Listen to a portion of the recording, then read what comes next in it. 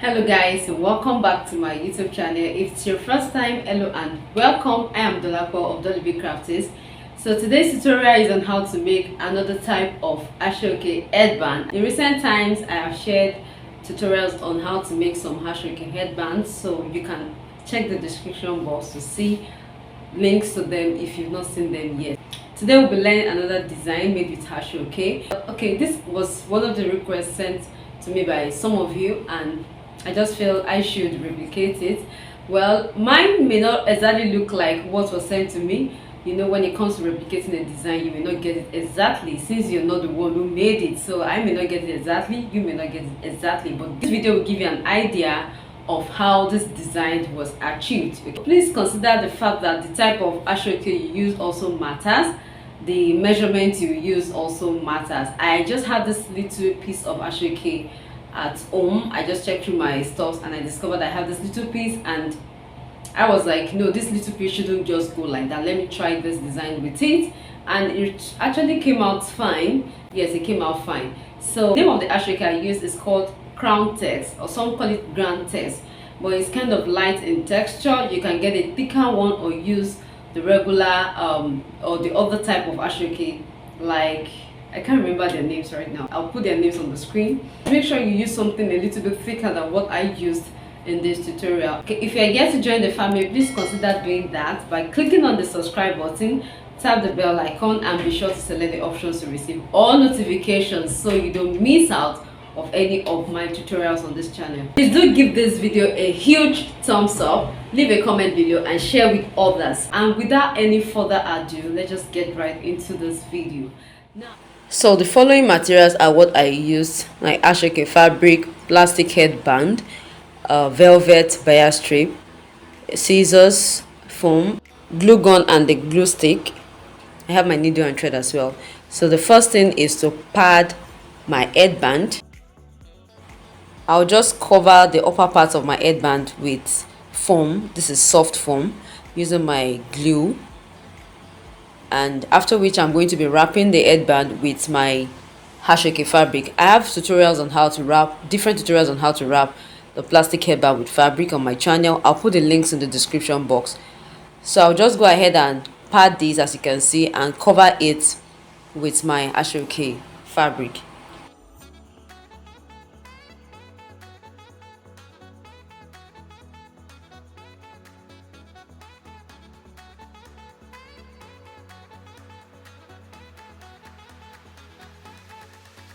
I have a small piece of Aso oke cut out, which is going to be enough to wrap my headband, and I'm just trying to divide it into two.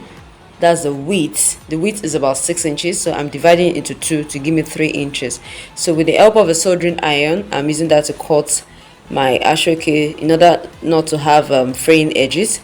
So I've done that at this time, and then I went ahead to wrap the padded headband with my piece of Aso oke fabric using my glue. Right here on this channel, I have different tutorials on how to wrap your plastic headband with fabric. There are different ways you can do that, so please check the description box for links to them. I may not really take you through the detailed process of wrapping your headband with fabric. The links to videos that I did earlier that have details on how to wrap your plastic headband with fabric are in the description box.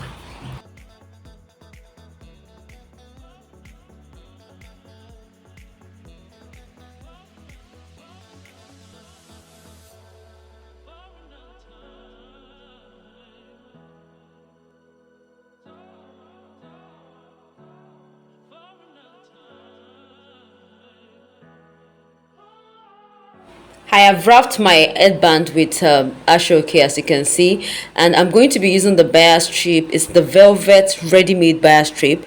I'm going to be using that to wrap the inner side, to cover the inner part of the headband, and that is done right now. I used my glue in doing that. Now over to the design. I have this piece of fabric left. It was just a small piece right from the beginning, like I said earlier in this video, and it's about I have about 37 inches left right now. So it could be up to 40 inches, it could be up to 45, it could be up to 50 inches, depending on how you want it. Okay, so I will just work with the little I have and show you the procedure of the making of the design. Okay, so just watch what I'm doing. I just bring it together from the edge, from one side of the piece of Aso oke like this, and use my needle and thread to tack. I pleat and I tack. Okay, I just pleat like that, and I tack.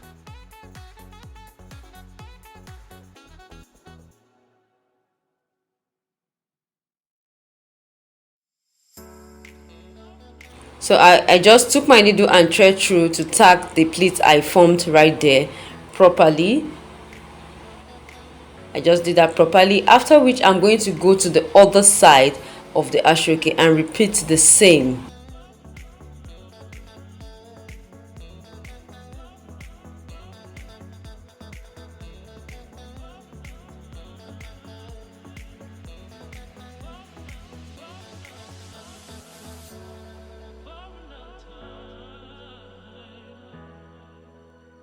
I come to the other end of the Aso oke. I make some pleats and tacked.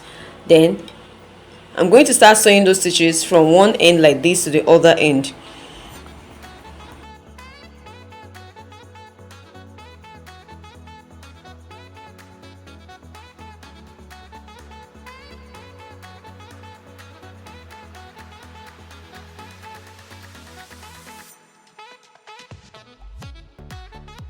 Now that I've sewn loose stitches to the other end, I won't cut off the thread yet. I'll just leave it for now. Okay, I'll leave it for now, and I pick another needle and I go ahead to tack the design on my headband. Okay, look at the way I'm going to be tacking this design. The foam we added to our headband makes it easier for us to be able to take our needle and thread through to tack properly. Okay, so I'm going to be tacking it to my headband like this. I make sure that the design is standing facing up, all right, and I make sure that the other end faces down and is hidden in between the design itself and the padded headband. What I mean is that other edge shouldn't be visible from the outside. You need to tack invisibly. Look at the way I'm tacking, invisible tacking.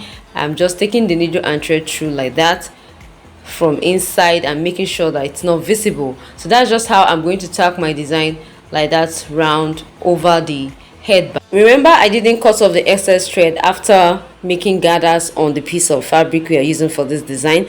The idea is to be able to use the excess thread to control it. You can pull it more or you release it while you're tacking it to the headband. Okay, so I'll just go ahead and tack like that till I finish up.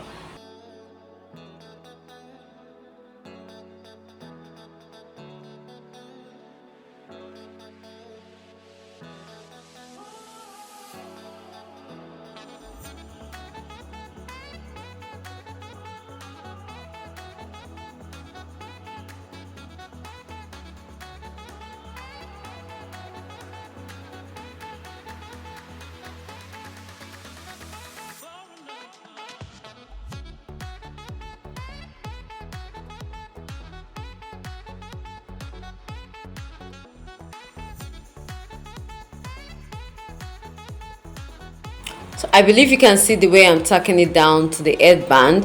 While you're tacking, you can decide to make a big pleat. Yes, just make a big pleat or just fold once over the piece of fabric while you're tacking.